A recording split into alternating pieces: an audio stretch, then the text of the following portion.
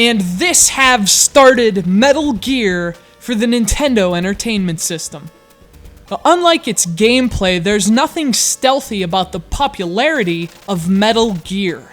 Konami's tactical espionage action series has obviously been a tremendous success. It's sold more than 26 million copies worldwide and given rise to some of the gaming industry's most iconic characters.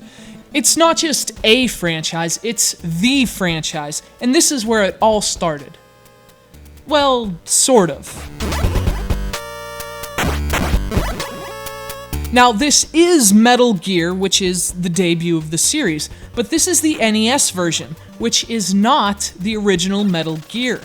To bring their newborn franchise over to the States, Konami released this game on the NES, which is based on another game designed by a young developer named Hideo Kojima for the MSX2 Japanese home computer system.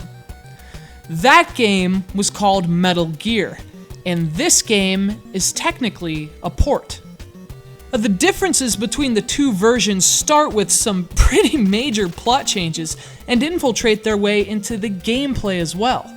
Changes which did not meet the approval of Kojima. And perhaps most importantly, the Metal Gear itself, that huge nuclear-powered mechanical walker, doesn't even appear in this version. The device after which the entire franchise would be named was removed for the NES game. Fortunately, the core gameplay wasn't tampered with too much. Even on the NES, the first Metal Gear is a very competent and enjoyable stealth game, which ultimately laid the groundwork for an entire genre.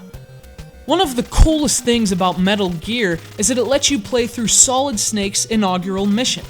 He may be a legend these days, but in Metal Gear, he's just a rookie.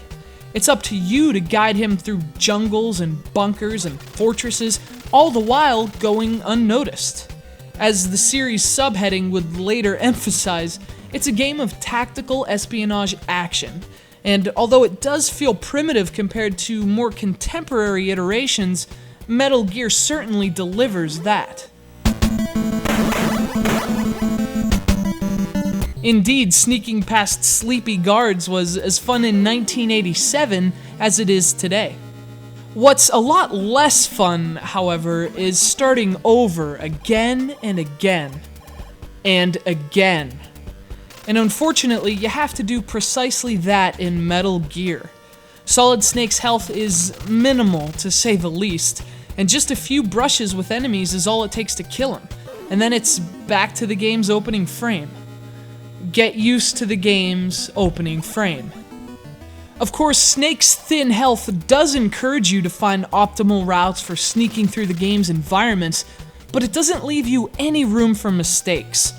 Metal Gear takes a bit of trial and error to learn where traps are and which routes are deadly, and unfortunately, one mistake means you start all over.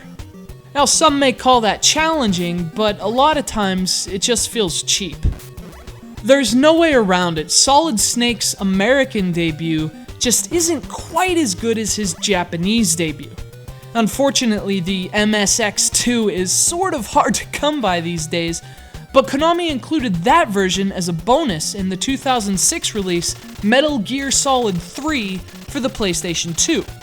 So if you want to play Metal Gear the way Kojima intended you to, that's the version to seek out.